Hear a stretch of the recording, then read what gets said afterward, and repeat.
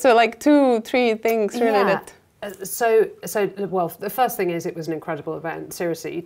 So I think in the whole, you know, you would look at it and think 2 hours of panels and discussions, oh, it's going to be very tiring. It wasn't. It was so invigorating, and the passion with which people spoke, and so that's actually my first takeaway, is when you put people in a room together and they really care about this stuff, what emerges is incredible. And so the passion in the room just didn't wane at all. It's like 2 hours, it was getting very warm and everybody still was you know, very engaged. So that would be the first thing. I think for me, the second thing, actually from a personal perspective, just hearing more about the gender-based violence research that's been done. And actually it's something that for us is on my list of priorities. And actually it was the takeaways that I got from that in terms of what we really need to be doing. You know, it isn't just violence against women, it's violence against anyone of any gender. So that was really interesting for me. And then I think the final speaker, actually, who I know is someone in your team, from you know, Generation Z point of view, and actually there, to be really honest, his insights were so incredible. But it was actually, I sat there thinking, oh, thank goodness. We're focusing on the right things, and just chatting to him afterwards. We've got so much more to do, but the fact that mental health is an inclusion priority for us globally, and listening to what he said made me so proud. That actually, and you should feel really proud, the fact that, you know, he's in an environment where he feels able to be himself, where he feels empowered, where he believes that the support is there as well. So, yeah, and it was just an amazing event. I feel got lots and lots of things that we can now do.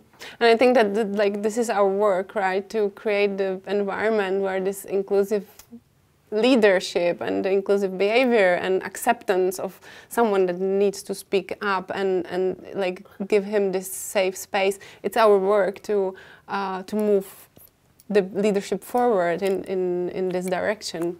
Yeah, and it's not easy to do. And one thing that somebody said, and I wrote it down, and I can't remember, I wish I could remember who said it, but she said, oh, it's the CEO of Tesco. And she said, I think it was her, she said, it's all about the leader. And actually, it is all about the leader. It's about so many other things. Andrzej said, you want to have a boss like that, yes. or a leader like that. Yes, exactly. And you know, that really resonates with me, because I've always thought it's all about the leader. I know when I've worked for truly inclusive, amazing leaders, and I know when I've worked for really terrible leaders, and I know what that's done to my performance, to my engagement, whether I feel valued. And I've just been lucky that most of the time I've worked with incredible inclusive leaders. So yes, I mean, it's something we've all got to do. We can't, you know, empathetic leadership. Look, the reality is, you listen today to Roberts, and you listen to what he had to say, and do you know, if we don't provide that environment, that inclusive environment, that mental health support, the ability for somebody to really be themselves and to want to come into work and be happy in a work environment, if we don't provide that, we might as well give up. We're not going to keep the best talent. They will not let us.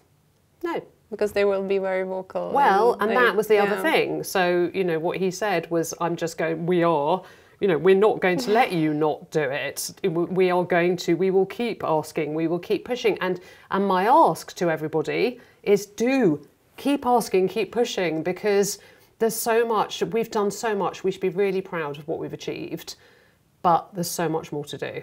And the way that we can make that happen is by people, you know, our people, keeping pushing, keeping asking, and hopefully we'll continue to make more progress.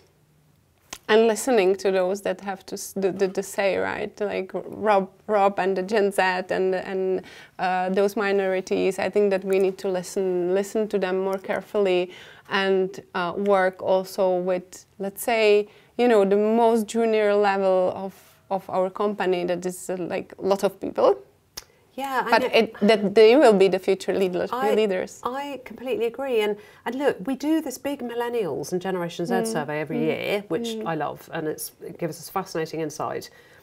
So if we're going to listen to 25,000 people outside our organisation, we need to make sure we're listening to the people in our organisation as well.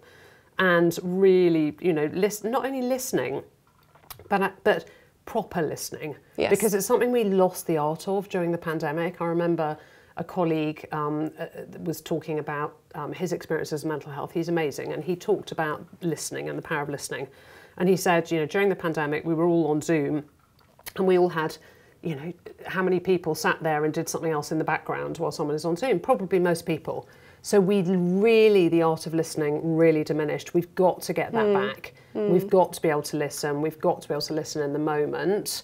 And we've just, and for me, I have advisory groups, so our entire global strategy is informed by advisory groups.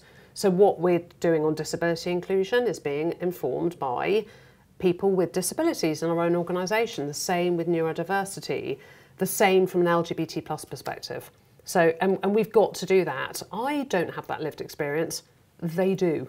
They can tell me. They can tell me how it feels to be them, and they can help inform what we do.